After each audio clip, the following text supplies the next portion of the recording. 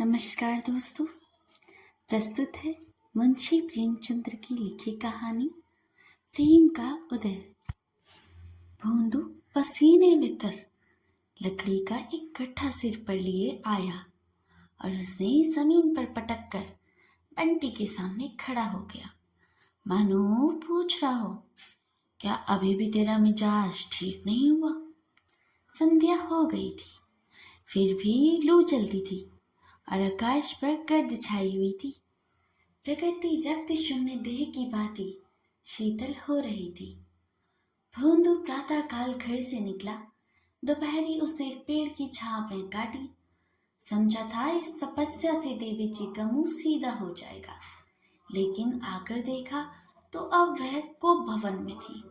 भोंदू ने बातचीत छेड़ने के इरादे से कहा, लो एक लोटा पानी तो दो, बड़ी प्यास लगी है। मर गया सारे दिन, बाजार में जाऊंगा तो 3 आने से बेसी ना मिलेंगे, 2-4 सेकंड मिल जाते तो मेहनत सफल हो जाती। बंटी ने सिरकी के अंदर बैठे बैठे कहा, धर्म भी लूटोगे और पैसा भी, मुंह धो रखो। भोंदू ने भवे से गोड़ कर कहा, क्या धर्म धर्म भक्ति है?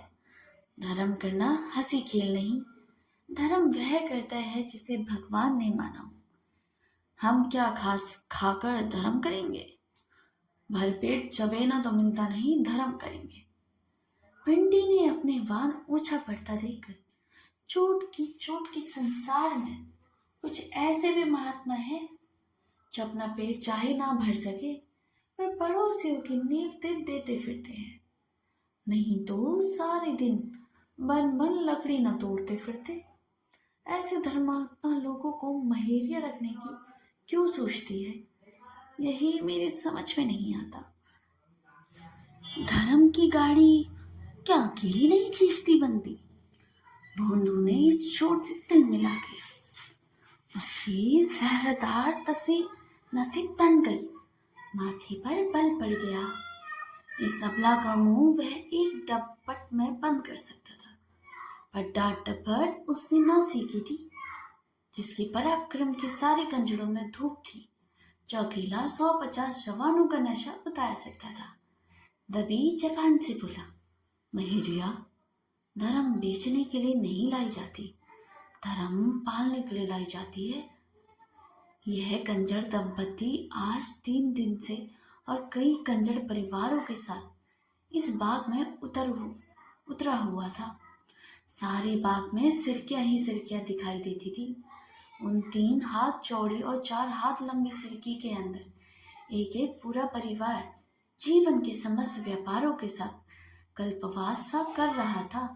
एक किनारे कच्ची थी, एक किनारे रसोई का स्थान, एक किनारे 2-4 अनाज के मटके, द्वार पर एक छोटी सी खटोली बालकों के लिए पड़ी थी। हर एक परिवार के साथ 2-3 भैंसे या गधे थे। जब डेरा कूच होता था तो सारी गृहस्थी इन जानवरों पर लाद दी जाती थी। यही इन कंजर का जीवन था। सारी बस्ती एक साथ चलती थी, आपस में ही शादी ब्याह लेन देन झगड़े टंटे होते रहते थे। इस दुनिया के बाहर वाला अखिल संसार उनके लिए केवल शिकार का मैदान था। उनके किसी इलाके में पहुंचते ही वहां की पुलिस तुरंत आकर उनकी निगरानी में ले लेती थी। पड़ाव के चारों तरफ चौकीदार का पहरा हो जाता था। स्त्री या पुरुष किसी गांव में जाते तो 2-4 चौकीदार उनके साथ हो लेते थे। रात को भी उनकी हाजिरी ली जाती थी।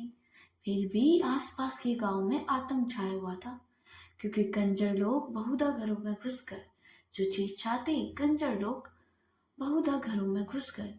चाहते उसको उठा लेते।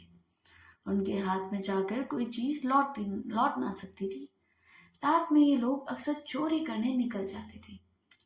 चौकीदार को उनसे मिलने रहने में ही उनकी कुशलता दिखती थी। कुछ हाथ नहीं लगता और जान भी बची रहती थी।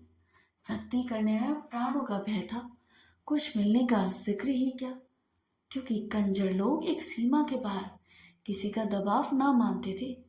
बस्ती में अकेला भोंदू अपनी मेहनत की कमाई खाता था, मगर इसलिए नहीं कि वह पुलिस वालों की खुशामद ना कर सकता था। उसकी स्वतंत्र आत्मा अपने बाहुबल से प्राप्त किसी वस्तु का हिस्सा देना स्वीकार न करती थी, इसलिए वह यह नौबत आने ही ना देती था। बंटी को अपने पति की यह आचार निष्ठा एक आंख न भाती थी। उसकी और बहनें नई नई साड़ी और नए नए आभूषण पहनती तो बंटी उन्हें देख देख कर पति की आक्रमणता पर कुढ़ती थी। इस विषय पर दोनों में कितने ही संग्राम हो चुके थे, लेकिन भोंदू अपने परलोक बिगाड़ने का राजी ना होता। आज भी प्रातःकाल यही समस्या खड़ी हुई और भोंदू लकड़ी काटने जंगलों में निकल गया। सैकड़े मिल जाते तो आंसू पूछते और आज सैकड़े भी ना मिले। बंटी ने कहा, जिनसे कुछ नहीं हो सकता वही धर्मात्मा बन जाते हैं। रॉड अपने मुंह में ही खुश है। भोंदू ने पूछा, मैं तो निखट्टू हूं। बंटी ने इस प्रश्न का सीधा उत्तर ना देकर कहा, मैं क्या जानूं तुम क्या हो। मैं यही जानती हूँ कि यहाँ थैले थैले की चीज के लिए तरसना पड़ता है। यही सबको पहनते ओढ़ते हंसते खेलते देखती रहती हूँ। क्या मुझे पहनने ओढ़ने का हंसने खेलने के साथ नहीं है? तुम्हारे पल्ले पकड़कर जिंदगानी नष्ट हो गई। भोंदू ने एक क्षण विचार मग्न रहकर कहा, जानती है पकड़ा जाऊंगा तो 2-3 साल से कम की सजा ना होगी।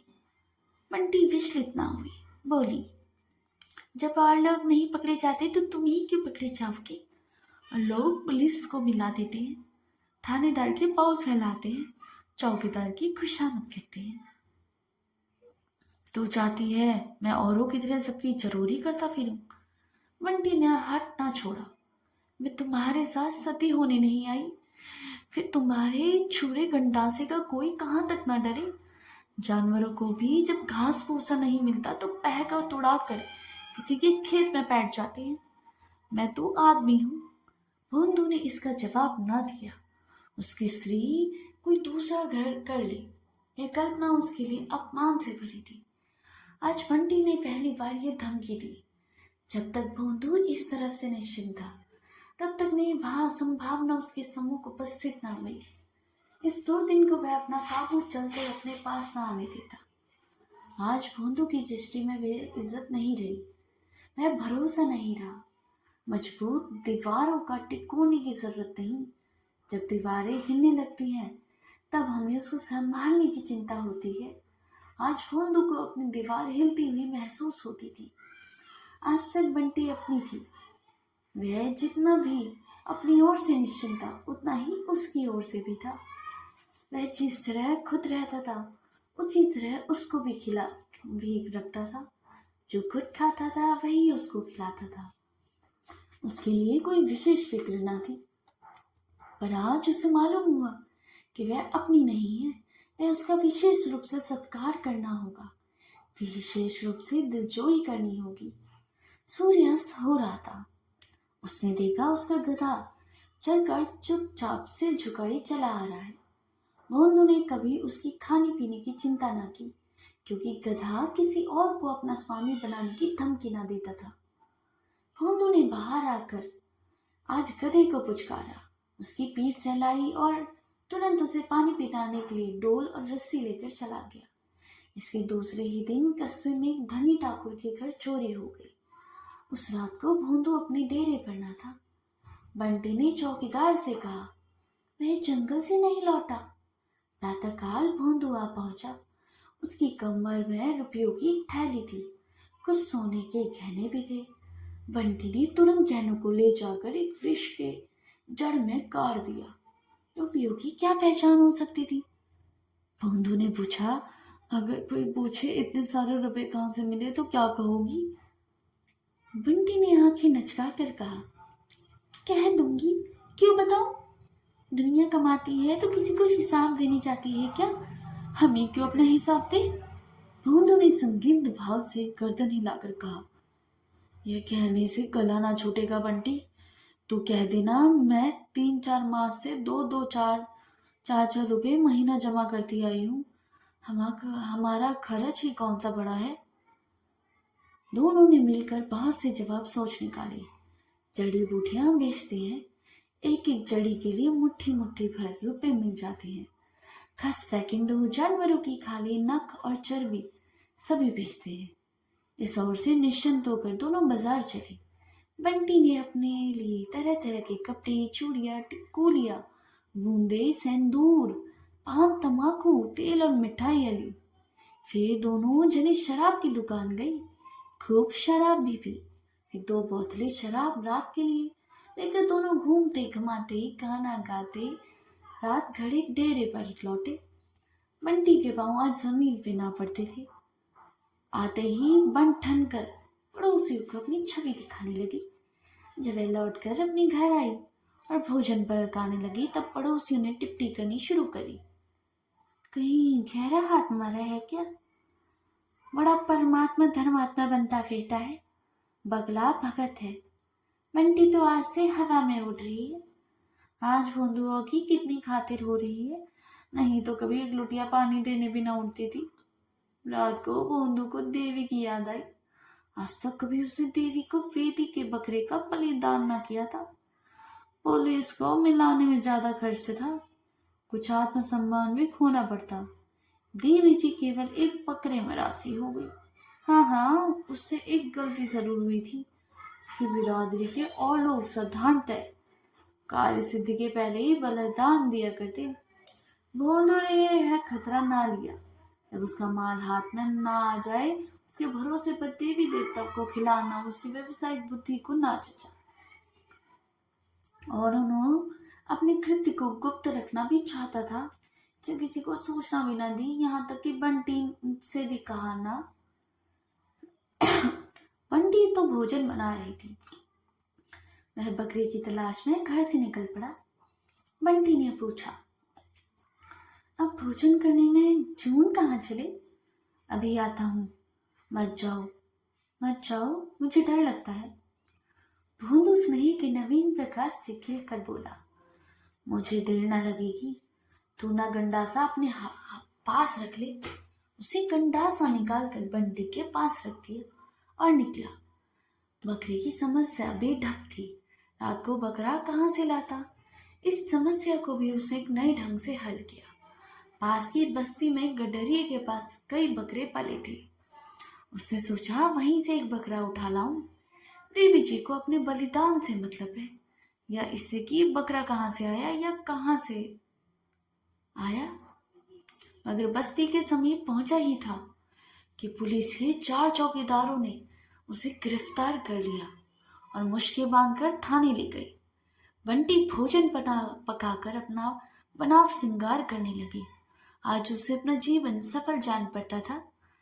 आनंद से खिली जाती थी। आज जीवन में पहली बार उसके सिर में सुगंधित तेल पड़ा।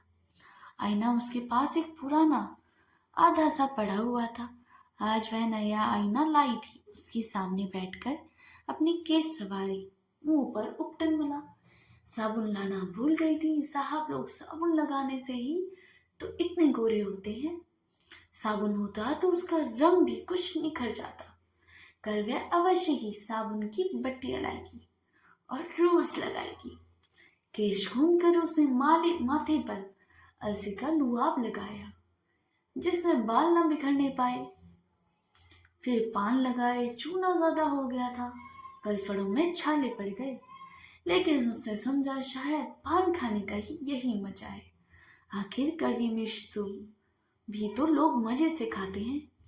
गुलाबी साड़ी पहनकर और फूलों का गजरा गले में डालकर उसने आईने में अपनी सूरत देखी तो उसकी आबनूसी रंग पर लाली दौड़ गई।